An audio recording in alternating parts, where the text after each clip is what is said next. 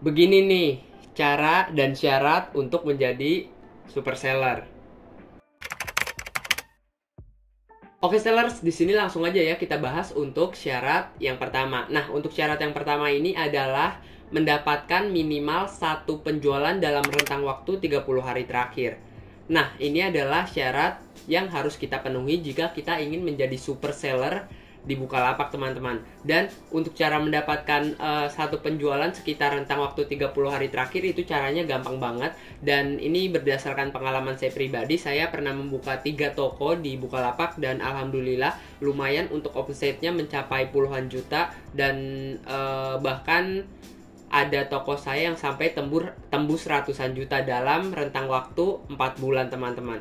Nah, untuk caranya gampang banget. Pertama-tama kalian harus optimasi dulu untuk kualitas toko kalian dan kualitas produk kalian. Nah, untuk kualitas toko itu apa sih Bang yang harus kita optimasi? Nah, untuk kualitas toko yang harus kita optimasikan itu yang pertama adalah tampilannya. Tampilan itu dari logo, banner, dan warna dasarnya kita harus optimasikan dan kita harus sesuaikan teman-teman. Oke, jadi kayak gitu ya. Nah, untuk kualitas produk nih yang kedua, kalau kualitas produk kita bisa maksimalkan seperti foto produk, kita harus buat foto produk sebagus mungkin dan kita bisa optimasikan foto produknya. Dan yang kedua, kalian bisa optimasikan seperti judul, deskripsi, video produk, dan ada beberapa hal lainnya di kualitas produk yang harus kalian optimasi. Oh iya, jika kalian ingin tahu mengenai cara optimasi toko kita di Bukalapak, kalian bisa lihat videonya di pojok kanan atas di sini ataupun di sini. Kalian bisa lihat di sana. Nah, di sana saya sudah bahas mengenai cara optimasi toko di Bukalapak teman-teman, dan tutorialnya juga ya. Oke, jadi kayak gitu, itu adalah syarat pertama yang harus kalian penuhi. Oke sellers, untuk syarat kedua yang harus kalian penuhi itu adalah minimal memiliki satu barang yang dijual di Bukalapak. Nah, kalau syarat ini gampang banget dipenuhi lah ya. Untuk syarat ini pastinya setiap penjual pasti adalah produk yang dijual kan teman-teman. Maupun itu sekitar 10, 20, 30, 40 atau bahkan lebih. Pokoknya setiap penjual ya pasti ngejual produknya teman-teman. Namanya juga penjual, pasti ngejual kan. Oke, kayak gitu ya. Nah, kalau kalian belum upload produk kalian ya kalian bisa upload dulu minimal satu produk teman-teman. Dan untuk cara uploadnya sendiri itu gampang banget. Kalian tinggal masuk aja dan pergi ke aplikasi Bukalapak. Atau kalau kalian yang menggunakan desktop silahkan kalian masuk pada web Bukalapaknya atau langsung dari apps-nya teman-teman. Nah, kalian bisa pergi ke halaman pelapak. Nah, di halaman pelapak tersebut pasti ada fitur jual barang atau tambah barang teman-teman. Nah, di sana kalian bisa tambahkan untuk produknya. Oke sellers, jadi seperti itu ya untuk cara menambah produk di Bukalapak dan untuk syarat kedua jadi super seller ini. Nah, kalau untuk syarat ini gampang banget lah ya dipenuhi. Jadi di sini untuk penjelasannya segini aja untuk syarat yang kedua. Oke sellers, untuk syarat yang ketiga yang harus kita penuhi itu adalah tidak pernah melakukan sebuah pelanggaran ketika berjualan di Bukalapak.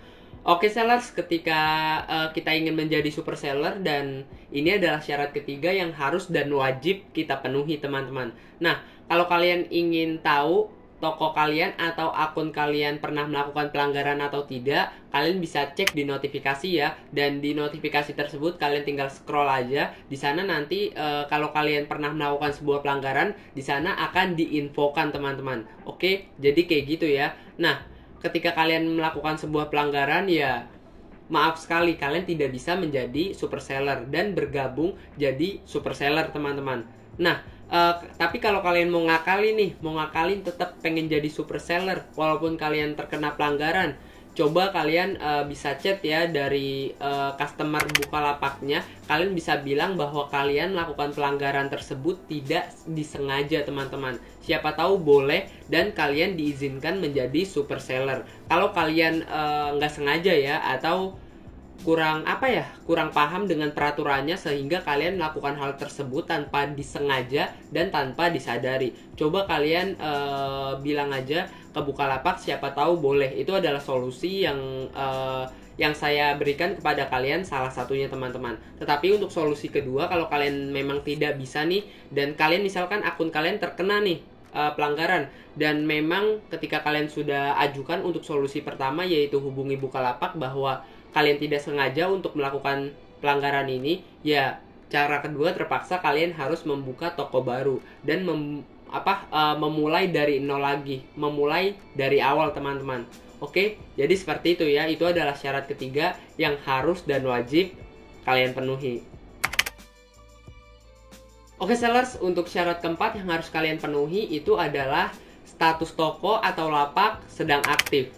Nah, menurut saya untuk peraturan ini atau syarat ini terlalu tidak diperlukan lah ya. Jadi status toko sedang aktif ini kan artinya kalau status toko kita tidak aktif, ya siapa yang ngelayanin teman-teman? Ya toko kita memang harus aktif kan untuk berjualan. Kalau tidak aktif, tidak ada yang melayani sebuah pelanggan di Bukalapak, kan kayak gitu kan teman-teman. Nah, jika kalian ingin tahu cara melihat status toko kita sedang aktif atau tidak, kalian tinggal pergi aja ke halaman pelapak Bukalapak atau halaman seller dari Bukalapaknya. Nah, kalau kalian menggunakan HP ya kalian tinggal masuk aja, ataupun kalian yang menggunakan PC, kalian juga masuk aja pada web ataupun apps dari Bukalapak itu sendiri. Kemudian kalian masuk pada halaman pelapak.